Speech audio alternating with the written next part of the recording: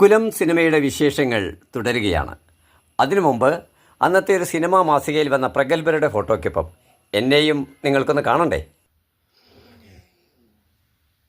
ഈ മാസികാ ചിത്രത്തിൽ സംവിധായകൻ ലെനിൻ രാജേന്ദ്രനെയും ഇന്ത്യയിലെ വിവിധ ഭാഷകളിൽ ക്യാമറ ചലിപ്പിച്ചിട്ടുള്ള ദേശീയ അവാർഡ് ജേതാവ് കൂടിയായ മധു എമ്പാട്ട് എന്ന പ്രശസ്തനായ ക്യാമറാമാനെയും എട്ടുവീട്ടിൽ പിള്ളമാരായി അഭിനയിച്ച തിലകൻ, നരേന്ദ്രപ്രസാദ്, ജഗദീഷ് ശ്രീകുമാർ, പറവൂർ രാമേന്ദ്രൻ, ജോസ് പെല്ലിശ്ശേരി, ഏലിയാസ് ബാബു, വിജയൻ പെരിങ്ങോട് തുടങ്ങിയവരെ ആദ്യം നമുക്ക് ശ്രദ്ധിക്കാം.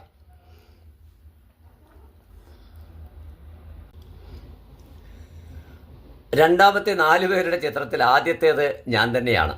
രണ്ടാമത്തേത് എൻ്റെ കൂടെ ജോലി ചെയ്ത ബാബുചേട്ടൻ, അതേപോലെ തന്നെ ഷൊർണൂർക്കാരനായ അസോസിയേറ്റ് ഡയറക്ടറുടെ എൻ മുരളി, എൻ്റെ ഈ സിനിമയിലെ പ്രൊഡക്ഷൻ എക്സിക്യൂട്ടീവായി എന്നെ നിയമിച്ച അരവിന്ദൻ കണ്ണൂർ, എൻ്റെ പ്രിയപ്പെട്ട സുഹൃത്ത്. ഇവരൊക്കെയാണ് ഈ ചിത്രത്തിലുള്ള. മുകളിൽ വിജയരാഘവനും ഭാനുപ്രിയയും. ഇത് അന്നത്തെ ഒരു പ്രശസ്തമായ സിനിമാ മാസികയിൽ വന്ന ഫോട്ടോ ആണ്.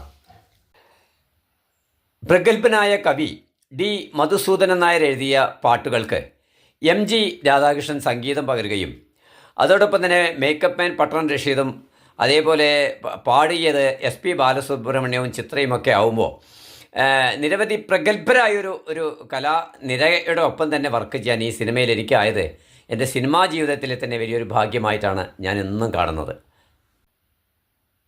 CV രാമൻ പിള്ളയുടെ മാർത്താണ്ഡവർമ്മ എന്ന നോവലിനെ ആസ്പദമാക്കിയാണ് ഈ സിനിമയുടെ രചന. ലെനിൻ രാജേന്ദ്രൻ തന്നെ രചനയും നിർവഹിച്ചെങ്കിലും ഇതിൻ്റെ സാങ്കേതിക സഹായത്തിൽ നിരവധി പ്രഗത്ഭർ കൂടെ ഉണ്ടായിട്ടുണ്ട്. മറ്റൊന്ന്, ഇതിൽ വളരെ പ്രധാനപ്പെട്ട മാർത്താണ്ഡവർമ്മയുടെ പടയാളിയായ ഭ്രാന്തൻ ചാന്നാൻ എന്നറിയപ്പെടുന്ന ഒരു പ്രധാന കഥാപാത്രമാണ് സുരേഷ് ഗോപി അഭിനയിച്ചത്. കുമാരൻ എന്ന് പറയുന്ന ഒരു കഥാപാത്രം വിജയരാഘവനും, സുഭദ്ര എന്ന് പറയുന്ന സുന്ദരിയായ നായികയായി ഭാനുപ്രിയയും അഭിനയിച്ച ചിത്രമാണിത്. ഈ സിനിമയിലെ കുറേ അനുഭവങ്ങൾക്ക് മുമ്പ് ആദ്യം തന്നെ എന്നെ ബാധിക്കുന്ന ഒരു തമാശയാണ് പറയുന്നത്. ഷൊർണൂരിലെ അന്നത്തെ തീവ്ര കോൺഗ്രസ്സുകാരനായ ഞാൻ സഖാവ് ലെനിൻ രാജേന്ദ്രനൊത്ത് കാറിൽ പലവട്ടം സഞ്ചരിക്കുന്നത് ചില സഖാക്കൾ നോട്ടമിട്ടു. അവർ പതുക്കെ ലെനിൻ രാജേന്ദ്രനായിട്ട് തെരഞ്ഞെടുപ്പ് വന്നതുകൊണ്ടല്ലോ വിളിച്ചു, എന്താണ് സഖാവ് ഇത്? ആരാണിങ്ങനെ കൂടെ നടക്കുന്നത്? അതാരാണെന്നറിയോ? മുടിഞ്ഞ കോൺഗ്രസ്സുകാരനാണ്, സഖാവിനെ കേട്ട് പാര പണിത് പ്രസംഗിച്ച് നടന്നിട്ടുള്ള ഒരു വിദ്വാനാണ് എന്നൊക്കെ പറഞ്ഞ് സഖാവിനോടങ്ങ് അറിയിച്ചു വിവരം. ഇത് ഞാൻ അറിയുന്നത് പിന്നീടാണ്.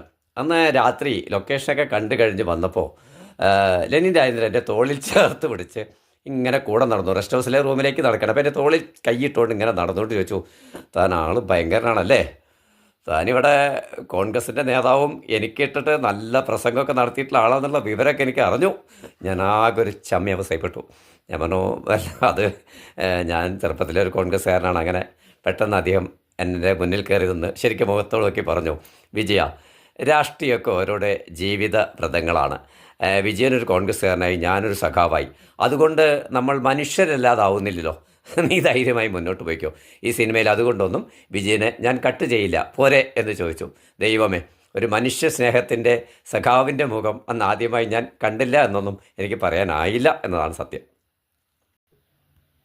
ഇതേപോലെ മറ്റൊരിടത്ത് മറ്റൊരേഷണിയും അന്ന് എനിക്കെതിരെ നടന്നു.